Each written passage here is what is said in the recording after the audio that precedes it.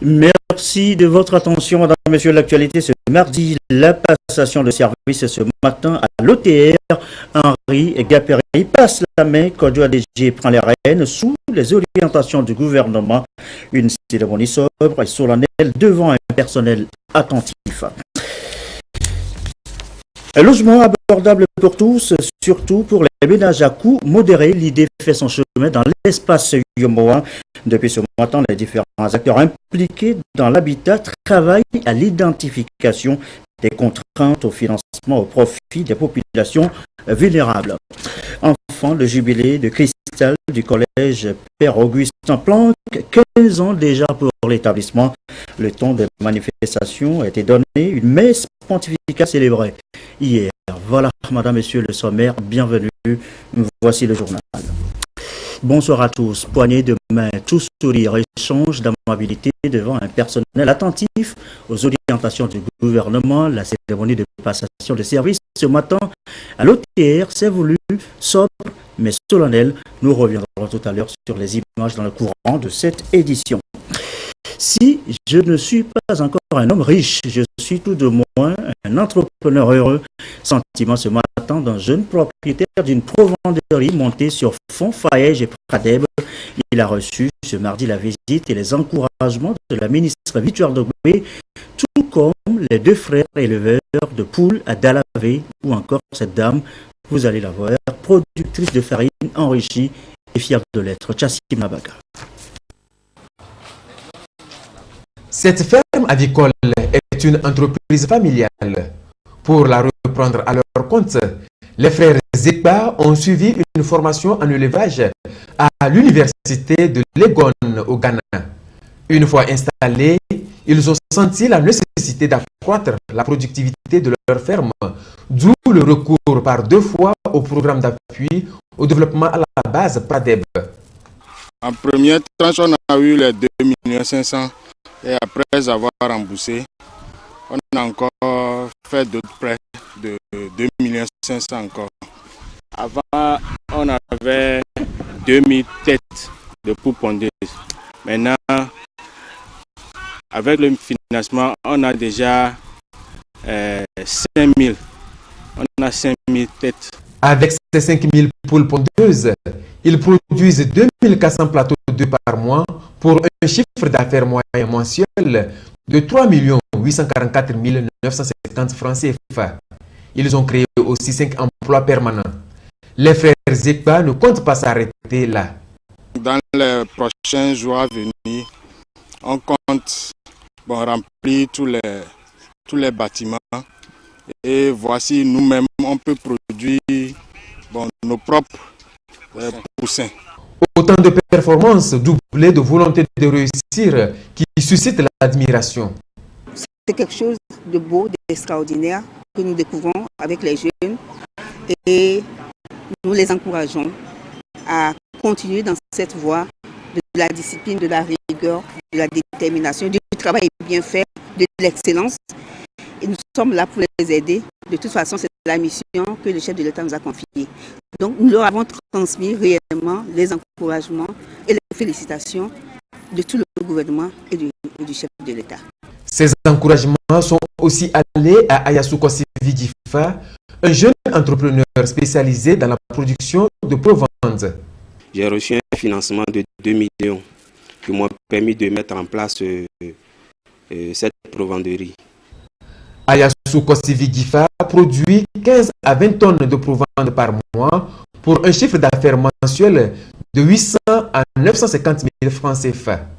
Dans ma vie quotidienne, ça m'a apporté beaucoup de choses. Certes, si aujourd'hui je ne suis pas encore un homme riche, il faut dire que je suis quand même un jeune entrepreneur heureux. Oui, ça me permet de gagner mon pain au quotidien, de prendre soin aussi de ma famille.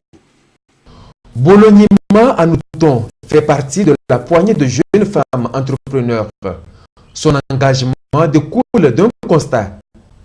Ici, les gens ne mangent pas beaucoup de légumes. C'est ce que j'ai remarqué avec les enfants, beaucoup manquent de fer.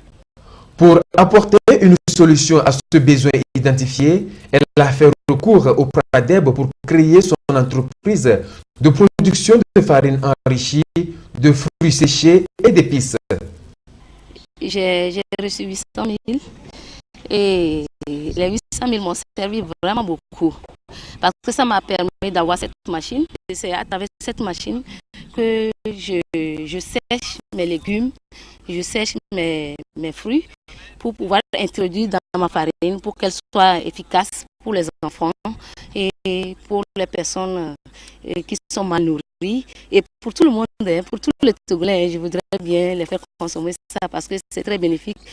Très bénéfique, mais aussi rentable. Avec une production de 800 kg par semaine, Bologna Anouton a un chiffre d'affaires mensuel de 300 000 francs CFA. Elle emploie 6 personnes. Je crois que nous, on a plus de chance maintenant de mettre nos idées en valeur. Le chef de l'État, il a tourné son regard vers les jeunes maintenant et c'est un grand merci pour lui. Cet exemple de réussite a amené la ministre à lancer un appel aux jeunes femmes à se lancer dans l'entrepreneuriat. Si j'ai un message à l'endroit de nos jeunes sœurs, c'est de se dire que ce que l'homme fait, je peux le faire aussi. De ne pas hésiter. Les moyens que nous mettons à la disposition sont les mêmes, aussi bien pour les hommes que pour les femmes, pour les jeunes femmes. Donc il faut juste avoir envie de le faire. Et quand il y a des difficultés, nous sommes là pour encadrer, pour aider. Le Pradeb et le FAIEJ sont des mécanismes mis en place par le gouvernement pour lutter contre le chômage et le sous-emploi des jeunes.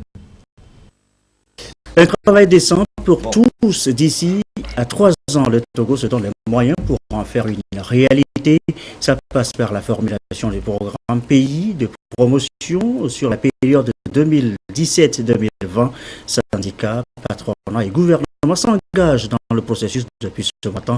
Le BIT, le Bureau international du travail, y apporte son expertise. Chassim Nabaga. Parmi les facteurs de croissance économique, les experts relèvent que les conditions de travail constituent un élément déterminant.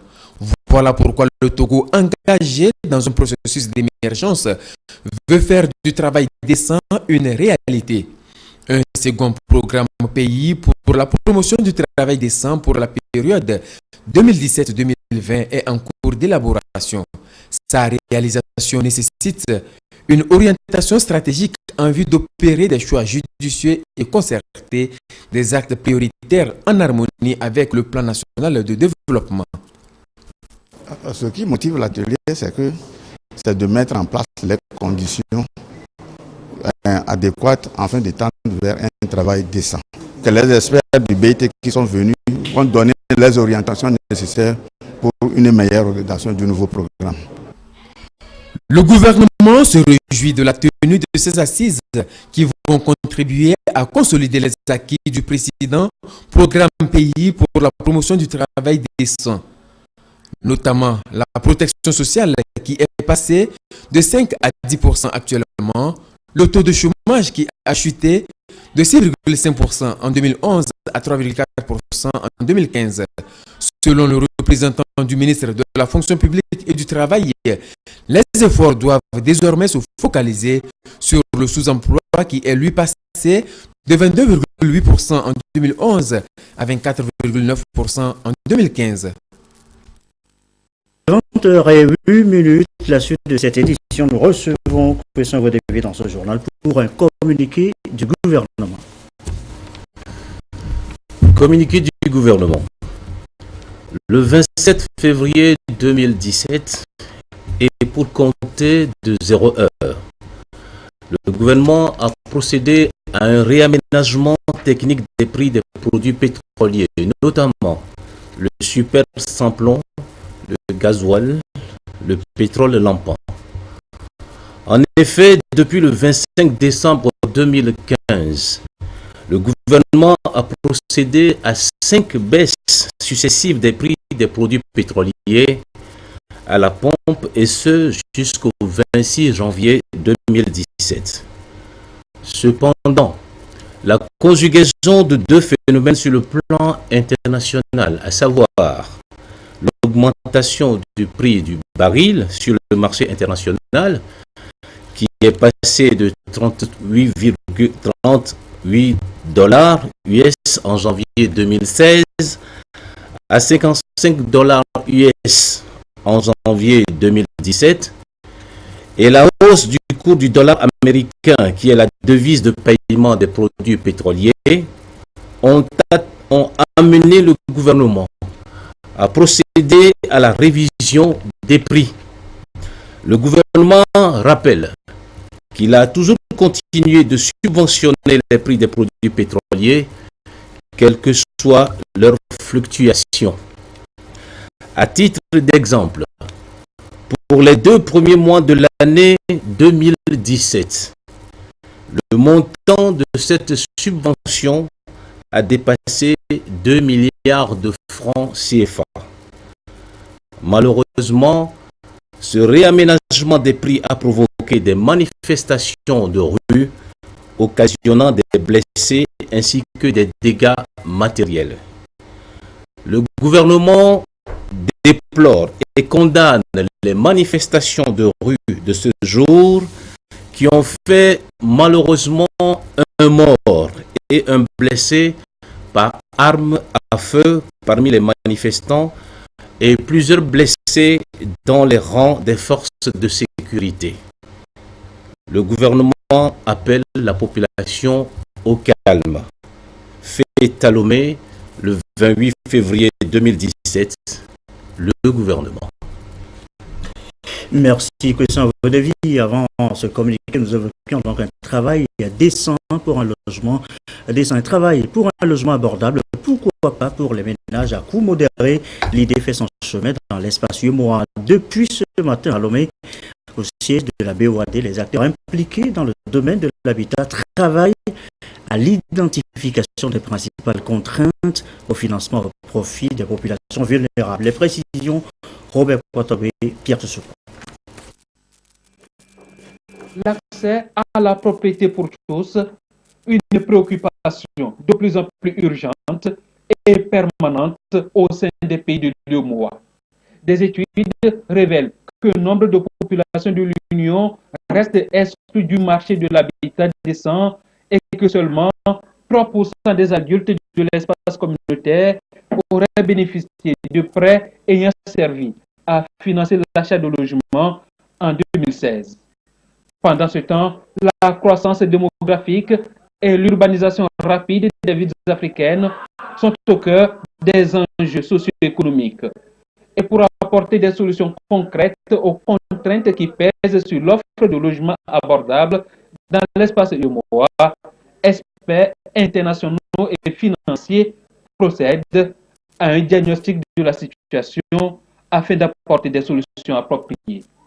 Dans un avenir prochain, des ressources pourraient être disponibles, des ressources seront certainement disponibles pour engager le financement de l'accès à la propriété des populations à revenus modestes.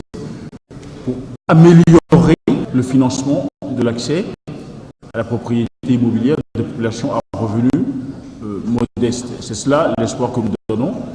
Il ne faut pas considérer que cela n'existe nulle part dans l'Union. Nous avons des efforts qui font des États qui font des efforts, chacun à la mesure de ce qu'il peut. Certaines initiatives portent sur la mise en place d'ambitieux programmes immobiliers en partenariat avec le secteur privé. D'autres initiatives concernent le renforcement des banques de l'habitat. D'autres encore se rapportent soit à l'amélioration du cadre juridique, soit à l'amorce d'une modernisation du cadastre.